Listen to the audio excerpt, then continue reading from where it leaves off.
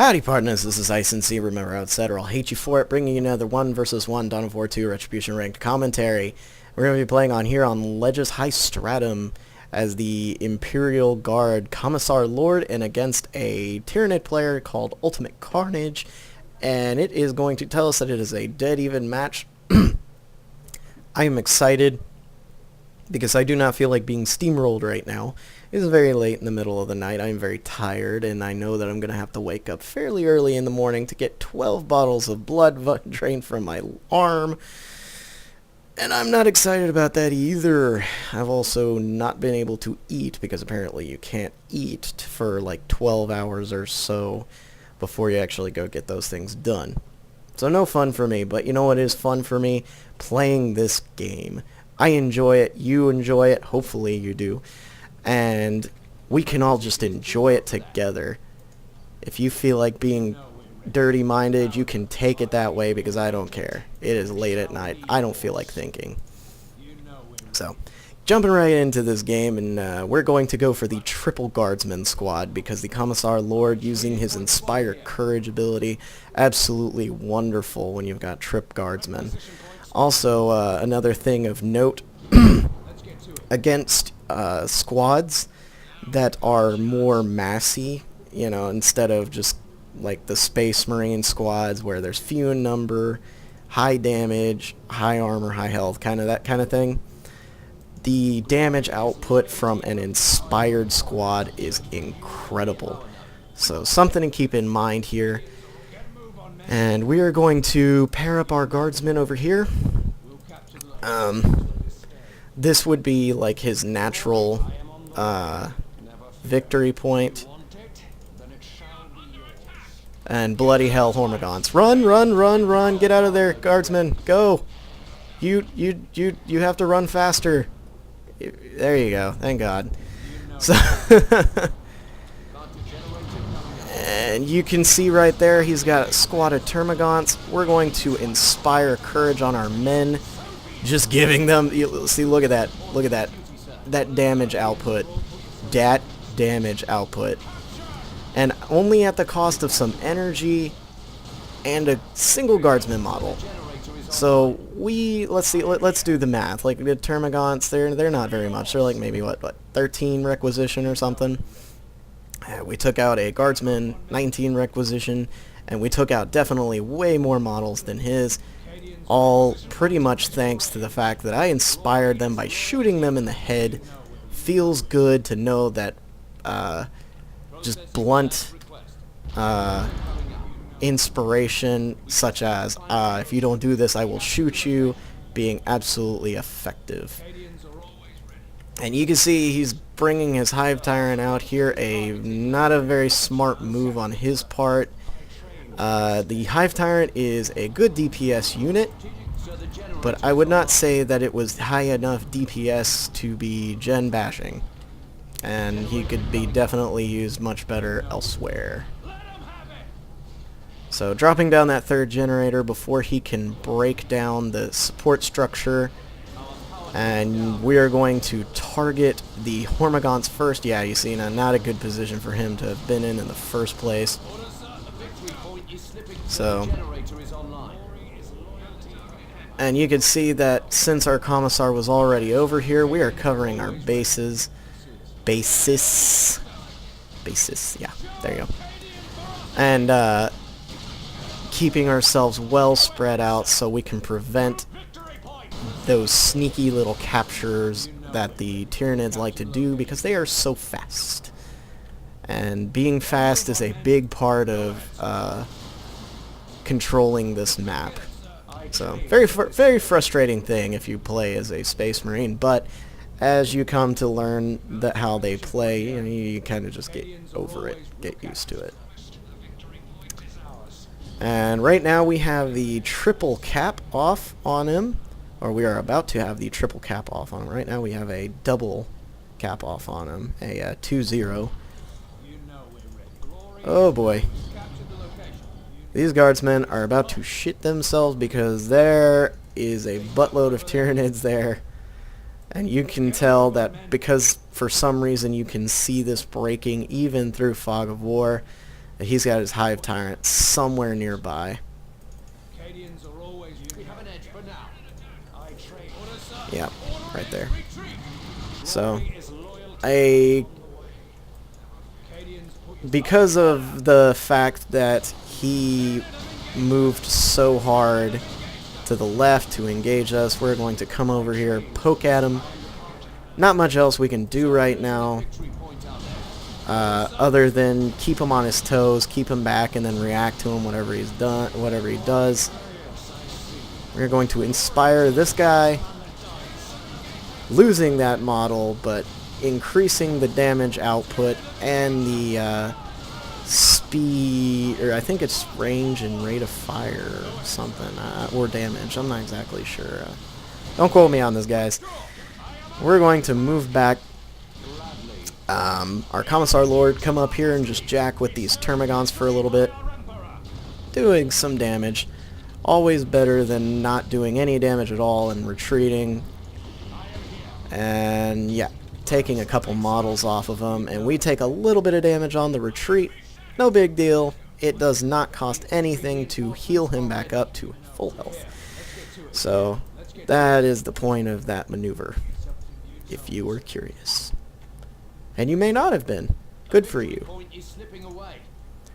Gonna get some stormtroopers. We could have bought a 4th guardsman squad, opting not to because massing blobby amounts of guardsmen.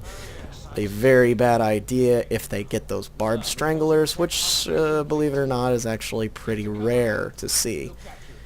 I don't know if there's anything wrong with them. I don't think so.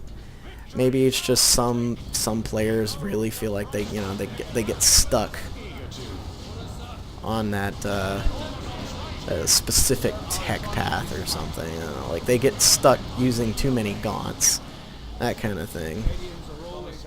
He breaks out the Tyrant Guard, and I thankfully broke out the Stormtroopers preemptively. We're gonna get some Ogrins. Ogrins very powerful at dealing with both vehicles and armored targets, like monstrosities and stuff like that. Though I would not suggest using them at all versus a Carnifex. Just don't do it. So, coming up here, poking at him, throwing a Melt-A-Bomb on him, and just blasting away with our Melt-A-Guns. Doing some decent amount of damage. And we would inspire courage at this moment if we actually had the energy to do so. But we do not, so we are just going to stay content with blasting away at this Hive Tyrant. And getting our Ogrins finally out on the field, and not able to get the Sergeant or the Bonehead Leader, whatever you feel like calling him. I call him the Ogrin Sergeant because that's what I think of him whenever I look at him. He's got the cyborg head plating thing, and somehow actually inspires Ogrins to move faster. I'm not really sure how he does that. I guess maybe there is a trick. You know, he says, use your Ed Bone, you boneheads, and it just clicks. Magic. So, recapturing our natural power node. He was doing a very good job of keeping it out of my clutches. Going to get the Sergeant and the Commissar Leader for that squad. Eventually we will move up to Plasma Guns, and that is a wonderful upgrade to get. Someone commented in one of my other videos, and they said that the 3 Plasma Guns for the Imperial Guard are equal to 1 Space Marine. They are equal speed at rate of fire, but the thing is they do less damage for the Imperial Guard. Now, that being said, the Imperial Guard variant is still better.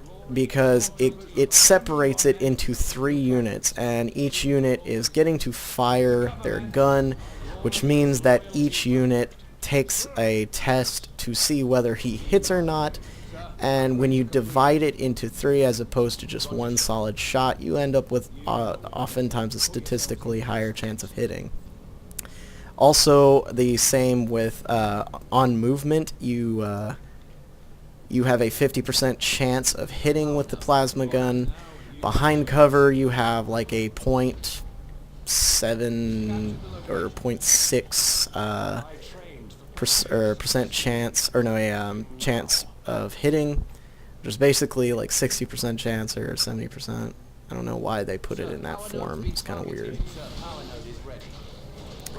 But yeah, you can see over here he's trying to keep the the guardsman low on power, and doing an effective job of it too, really. You can see that those melt-a-guns not only useful for dealing with the Tyrant Guard, but with the Hive Tyrant as well, because of how large he is.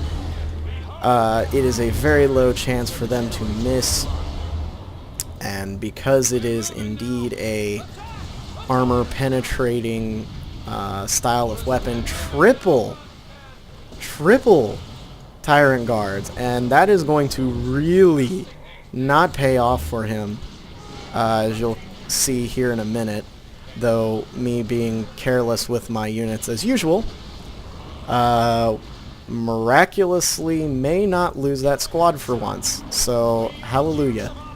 And you can see that his Hive Tyrant duking it out with my Commissar Lord, and not paying attention, should back it up, does not, ends up paying for that Hive Tyrant in death. Don't remember telling my Ogrins to retreat, but you know what? I am exhausted, so anything's possible at this moment, really.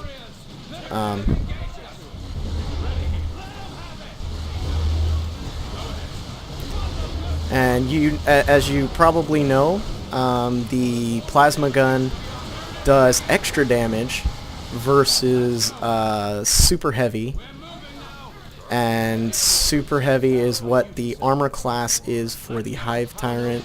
I mean, the Tyrant Guard. I'm sorry. Until he goes into his shell, and then he is indeed considered vehicle level armor.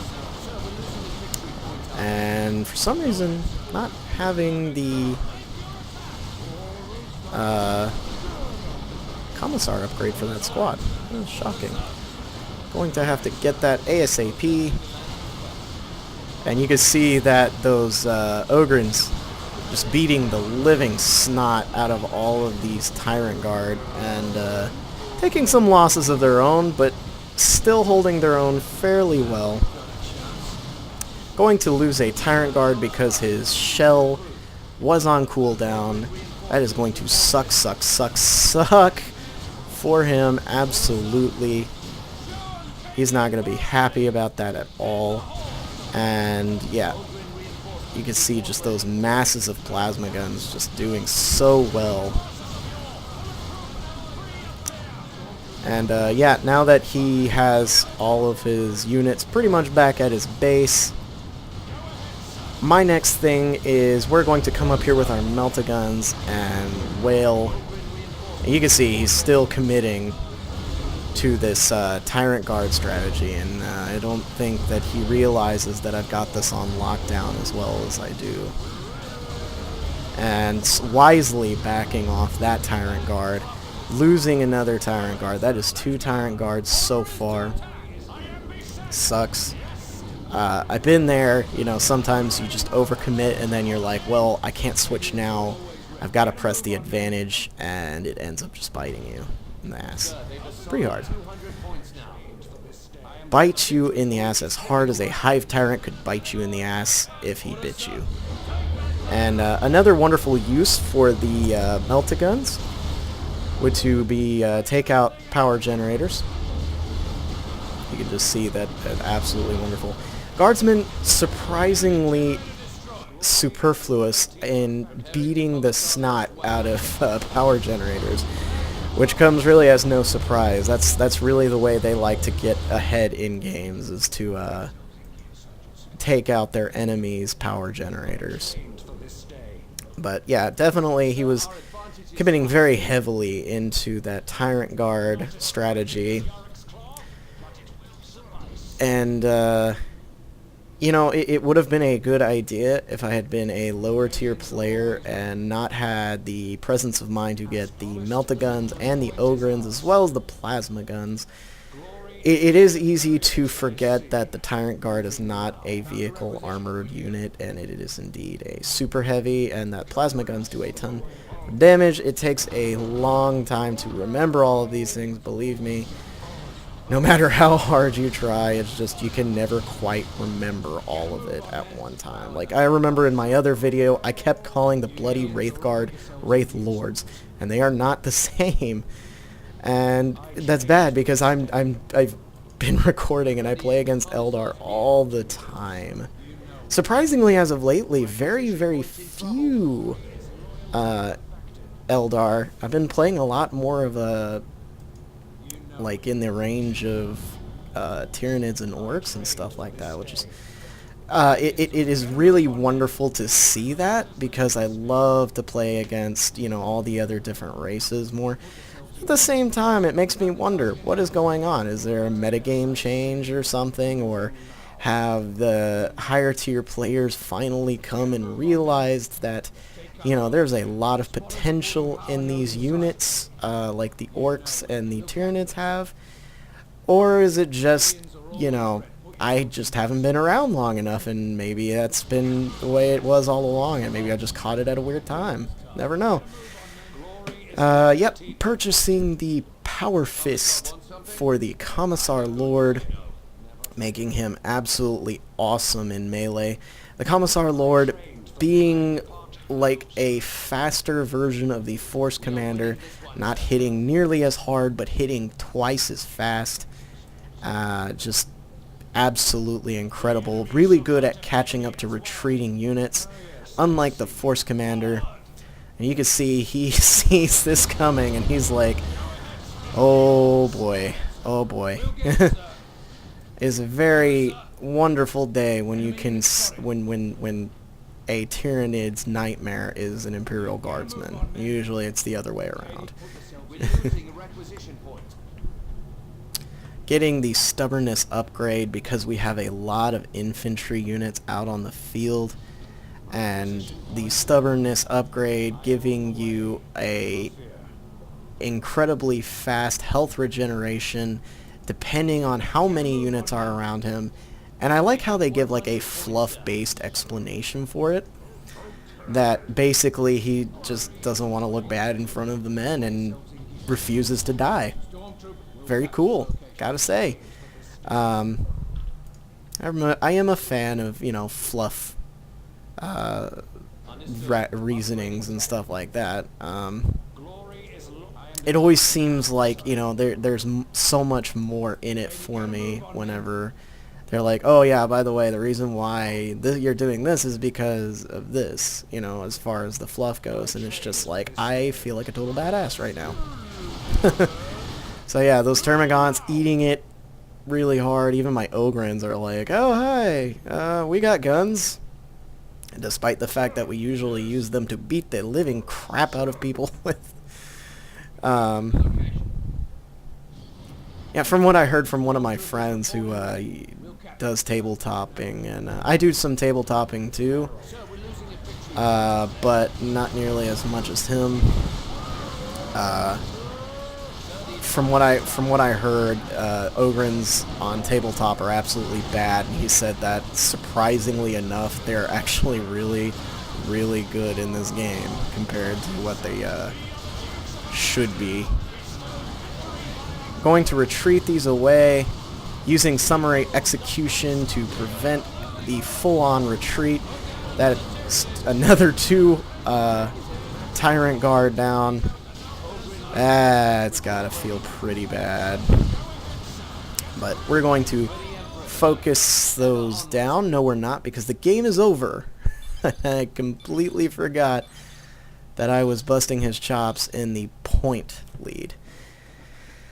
Okay, so what you can remember from this game, and what you can learn from it. That Warhammer 40k, Dawn of War 2 Retribution, it is never a good idea to go for a single unit type and just go mass. It doesn't, okay, there really isn't that many games where you can do that in, and a lot of people like to joke that StarCraft 2 you can do that with, and as Terran you just mass Marines and everything.